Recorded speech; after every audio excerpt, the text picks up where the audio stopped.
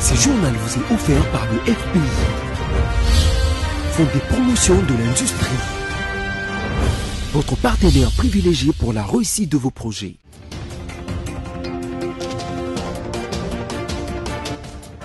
Réaménagement au sein des forces armées de la République démocratique du Congo. Christian Chiwewe est nommé général d'armée, alors qu'Edi Kapend réintègre l'armée et est nommé à titre exceptionnel au grade de général de brigade. La campagne de sensibilisation est officiellement lancée par la CENI et présidée par Denis Kadima. Cette campagne vise à préparer les citoyens congolais au processus électoral. Les détails, c'est dans un instant. Encore une fois, bienvenue. Si vous nous rejoignez, le président congolais Félix Tshisekedi a reçu les lettres de créance de 6 ambassadeurs extraordinaires et plénipotentiaires qui viennent d'être accrédités en République démocratique du Congo. C'était au cours d'une cérémonie protocolaire organisée hier 19 octobre 2023 au Palais de la Nation. Regardez.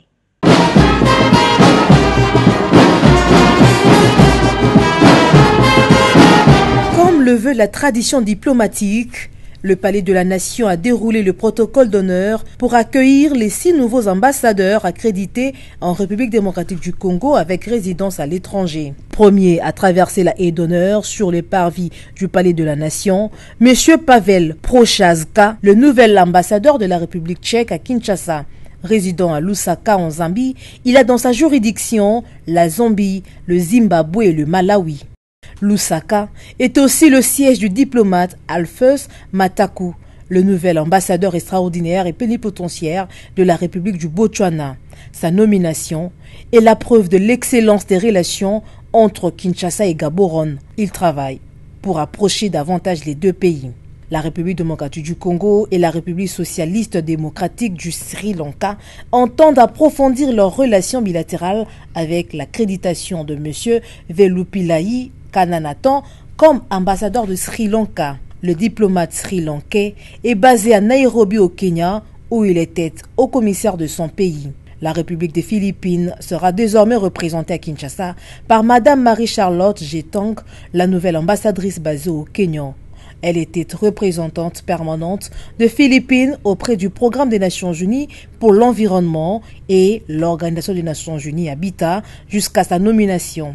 Madame Tang est titulaire d'une maîtrise en studio asiatique de l'Université des Philippines et d'un AB en journalisme de l'Université de Santo Tomas à Mani. Avant de quitter la salle, cette dernière a remis symboliquement un présent au président de la République, signe de sa considération. La République démocratique du Congo et le Djibouti raffermissent aussi leurs relations diplomatiques avec l'accréditation du nouvel ambassadeur extraordinaire et plénipotentiaire de la République de Djibouti, M. Mohamed Burhan Ali, également ambassadeur accrédité auprès de la République de Côte d'Ivoire par décret en juin 2021. Il a été en juin 2006 premier conseiller, chef de mission adjoint auprès de l'Union européenne et chargé d'affaires AI au sein de l'ambassade de Djibouti auprès du Benelux. Enfin, la République d'Australie sera représentée par Madame Minoli Tehani Perare. Elle a occupé de nombreuses fonctions de direction, notamment au sein du sous-comité départemental des dépenses et des investissements et du sous-comité départemental de politique stratégique de son pays. Elle a sa résidence à Harare, au Zimbabwe.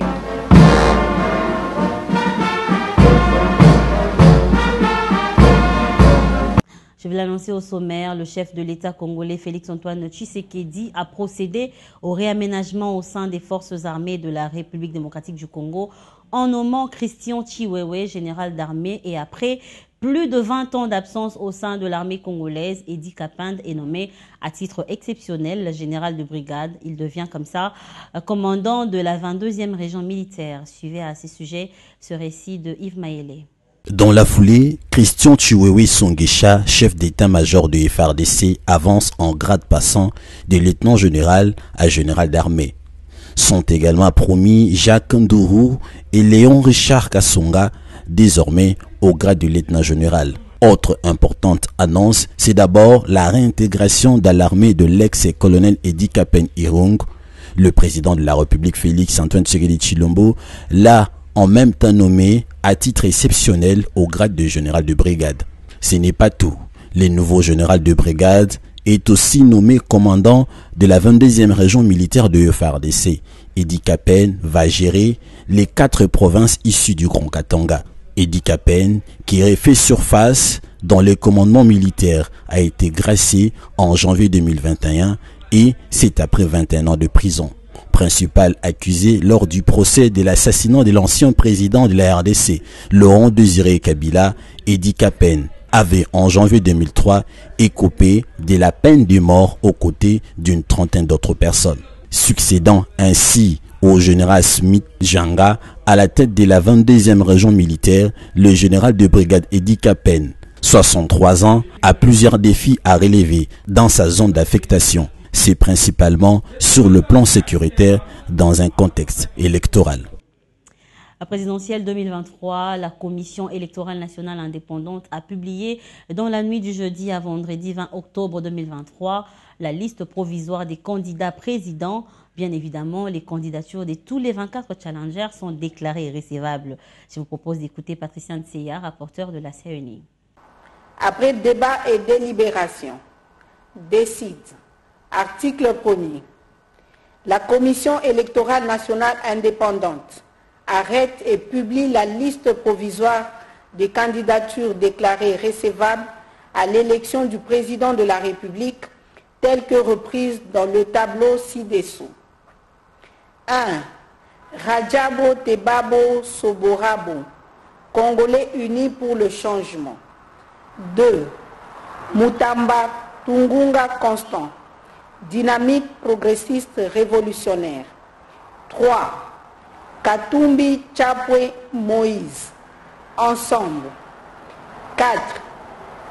Sesanga Ipungu Ja Kaseng Kapitu Deli, en vol. 5. Anzulini Isilokechi Floribert, indépendant. 6. Baende Etafe Eliko Jean-Claude, indépendant. 7. Bolamba Tony Cassius, indépendant. 8. Boussé Falay Georges, indépendant. 9.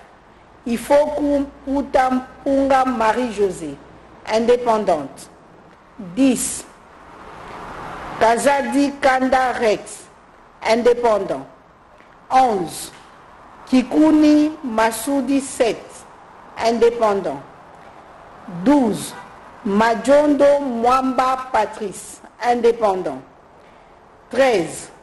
Massalou Anedou André, indépendant. 14.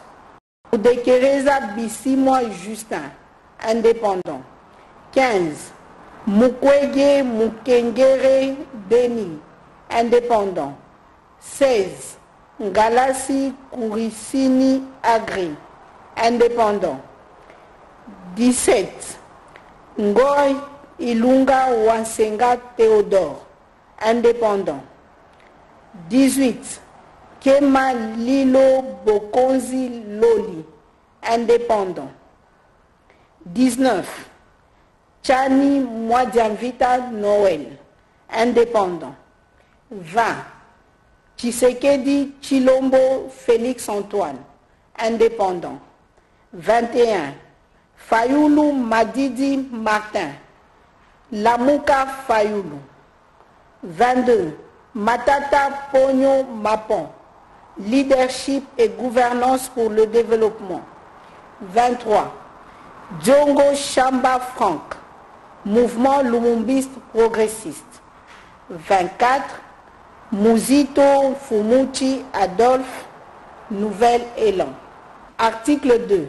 Aucune candidature n'a été déclarée irrécevable. Restons toujours à la CENI où ce vendredi avant midi, la centrale électorale a lancé la campagne de sensibilisation pour les élections générales du 20 décembre prochain. C'est le président de la CENI, Denis Kadima, qui l'a lancé dans le but de préparer les Congolais dans ce processus qui va aboutir au vote le 23 décembre 2023, tout en accordant une importance aux candidatures des jeunes. C'était à l'hôtel Béatrice dans la commune de la Gombe. Roger Matadi et Générose Sengo. La salle Naomi de Béatrice Hôtel a servi les cadres pour la cérémonie des lancements officiels de la campagne des sensibilisations pour les élections générales du 20 décembre prochain, organisée par la CENI. Le parti prenante au processus électoral en RDC, notamment les confessions religieuses, les médias, les jeunes, les personnes vivant avec handicap, les peuples autochtones et partenaires techniques et financiers ont été conviés à cette cérémonie. À travers cette campagne de sensibilisation, la CENI a tenu à faire connaître l'environnement électoral. Aujourd'hui, c'est un grand jour parce que nous sommes exactement à 60 jours des scrutins. Alors, ce que vous voyez ici, c'est le lancement officiel de la campagne de sensibilisation pour que la population électorale congolaise vienne participer en masse à ces élections parce que nous voulons une participation massive, mais aussi une participation basée sur la bonne information et une bonne formation. Donc c'est le moment de lancer cela et puis ça va aller comme ça jusqu'au jour des scrutins. Comme ça nous allons atteindre cet objectif-là. Aux acteurs politiques, nous disons, nous leur avons promis des choses, notamment l'inclusion.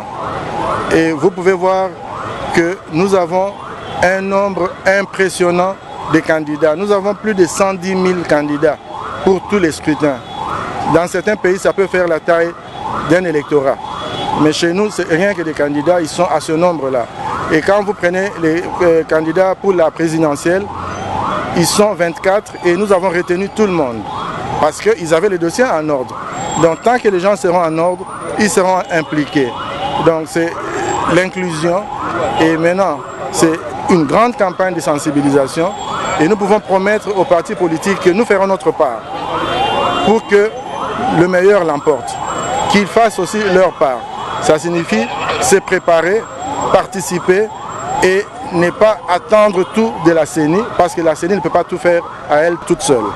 Notons qu'après Béatrice, la campagne de sensibilisation a été lancée par le numéro 1 de la CENI, juste devant les sièges de cette institution sur les boulevards du 30 juin. Toujours à la CENI, sachez aussi que le président de la centrale électorale, Denis Kadima, s'est entretenu avec Philippe Bronchin, directeur de région Afrique subsaharienne au ministre belge. L'ambassadeur du Royaume de Belgique, Roxane de Bilderlin, et Lotte Desbrouillines, chef de mission adjointe. C'était une rencontre centrée sur les préparatifs des élections du 20 décembre 2023. À suivre. Alors il était question des préparatifs des élections, qui est un grand moment, qui est un moment extrêmement important au niveau de la RDC. C'est un moment de grande mobilisation au niveau de la population. Nous avons discuté de l'avancement des préparatifs dans le cadre des élections. On a discuté d'un ensemble de choses, que ce soit la publication des listes, que ce soit la question du nombre de candidats, qui est extrêmement impressionnante, la question de l'observation électorale, ou encore des questions en termes de communication ou de suivi, par exemple, des médias, ou encore des réseaux sociaux. Alors la CENI se montre effectivement rassurante dans sa capacité à pouvoir mettre en place les élections, et donc là on vient bien évidemment l'écouter. Nous ne sommes pas une observation électorale, nous n'en avons pas la capacité, mais il est important pour nous de nous enquérir auprès du président de la CENI de l'ensemble des éléments d'information. C'est quelque chose qui est important. Merci.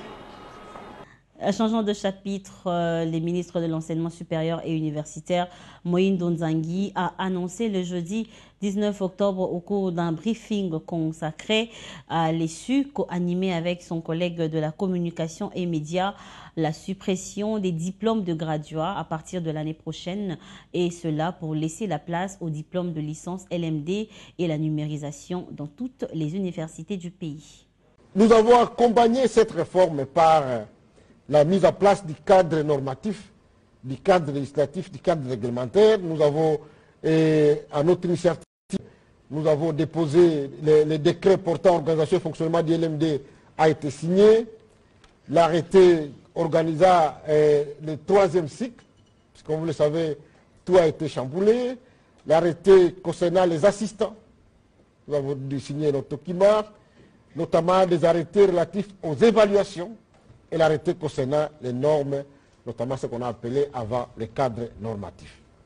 Alors les discussions sont en cours et je crois que demain on va devoir adopter en Conseil des ministres les décrets relatifs aux appellations des grades académiques puisque tout a changé.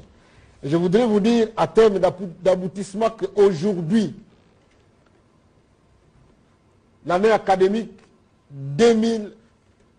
2023-2024, ça sera la fin de ce que vous appeliez avant les diplômes de graduats.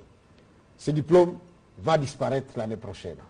Parce que la réforme que nous avons installée institue le diplôme de licence après 3 ans à l'université. Et donc à partir de l'année prochaine, tous nos jeunes qui sont à LMD, qui sont d'ailleurs fiers d'être appelés LE-LMD, LD-LMD, L3-LMD, vont devoir recevoir des diplômes de licence après 3 ans. Et puis on va prendre cette information en bref et en images. Le monde commémore chaque 20 octobre la journée mondiale contre l'ostéoporose consacrée à la sensibilisation de la population mondiale à l'ostéoporose et aux maladies squelettiques métaboliques, à la prévention, au diagnostic et au traitement de cette maladie. Il faut noter que cette maladie d'ostéoporose touche une femme sur 3 et un homme sur 5 des plus de 50 ans dans le monde entier. Elle peut également entraîner des blessures douloureuses et une perte d'autonomie. Prenons un mot de justice dans ce journal. La Cour pénale internationale a annoncé jeudi la libération d'un ex-chef de milice centrafricain anti-Balaka en raison de l'abandon des charges par l'accusation justifiée par l'indisponibilité des témoins. On regarde. Ancien chef rebelle en Centrafrique, Maxime Mokom, 44 ans, va bientôt être libéré. La Cour pénale internationale a en effet abandonné les charges qui pesaient contre lui, principalement parce que plusieurs témoins importants ne seraient plus disponibles pour témoigner. L'ex-milicien faisait face à 20 chefs d'accusation de crimes de guerre et crimes contre l'humanité, parmi lesquels des attaques de civils, des meurtres, des viols, des pillages et des attaques de mosquées. Les faits se sont déroulés en Centrafrique il y a environ 10 ans. Maxime Mokom était alors chef d'une milice, les Anti-Balaka, composée majoritairement de chrétiens et d'animistes. Le groupe rebelle avait été créé en 2013 après la prise de Bangui par la Seleka, une coalition de groupes armés principalement composés de musulmans opposés à l'ancien président François Bozizé. Les violences des groupes rebelles auraient fait des milliers de morts et plus d'une centaine de milliers de déplacés, selon la CPI. Toujours en dehors de nos frontières, l'aide humanitaire tant entendue par les Palestiniens contenant nourriture, médicaments, purificateurs d'eau, produits d'hygiène, couverture, pour ne citer que cela, est bloquée dans la bande de Gaza. Il devrait commencer à y entrer ce vendredi au 13e jour d'une guerre meurtrière en Israël et le Hamas qui se poursuit en dépit d'une intense activité diplomatique. Regardez. Du côté égyptien, les camions d'aide humanitaire attendent toujours de pouvoir entrer dans la bande de Gaza. À l'intérieur, de la nourriture, des médicaments, des purificateurs d'eau dont la population gazaoui a cruellement besoin. Joe Biden a fait savoir que seuls 20 camions entreraient dans un premier temps, pas assez selon l'ONU, qui estime qu'il faudrait une centaine de camions par jour. Les civils à Gaza ont besoin de services essentiels et d'approvisionnement. Et pour cela, il faut un accès humanitaire rapide et sans obstacle. Il nous faut de la nourriture, de l'eau, du carburant et des médicaments tout de suite. Il en faut beaucoup et de façon durable. À l'aéroport d'Al-Arish, dans le Sinaï égyptien, l'aide en provenance du monde entier afflue. Une piste d'atterrissage a même été rouverte pour l'occasion. 2 à 3 avions d'aide arrivent tous les jours, affrétés par des organisations humanitaires ou des États. À Gaza, les pénuries sont aggravées par le déplacement d'1 million de Palestiniens vers le sud de l'enclave. Les civils font des heures de queue pour quelques litres de fioul. Médecins sans frontières alertent sur les conséquences de la pénurie de carburant. Le fait qu'il n'y ait plus de fioul qui rentre dans la bande de Gaza fait que tous les hôpitaux actuellement fonctionnent sur des générateurs et les stocks de fioul, de pétrole, viennent à arriver à la limite et bientôt à l'épuisement. Donc déjà, et c'est important de le dire, déjà les services de santé sont totalement, ont été diminués. Des hôpitaux qui peuvent à peine fonctionner alors que les bombardements se poursuivent dans le sud de l'enclave. Le manque d'eau potable préoccupe aussi énormément en raison des craintes sanitaires. Dans un territoire où 60% de la population dépendait de l'aide alimentaire avant la guerre, l'entrée du premier convoi est plus que jamais une urgence. Voilà, ce journal est terminé, mais place à présent au rappel des titres.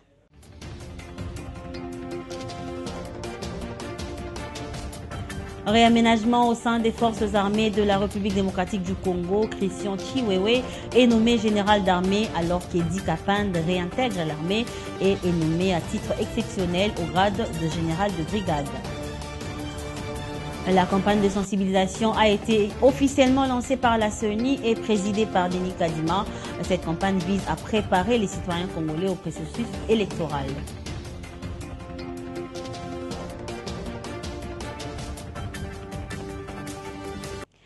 Vous l'avez sans doute compris, ce journal est complètement terminé. Merci à vous de l'avoir suivi. Restez avec nous sur BC Télévision car nos programmes continuent. Bon début de week-end chez vous. Au revoir.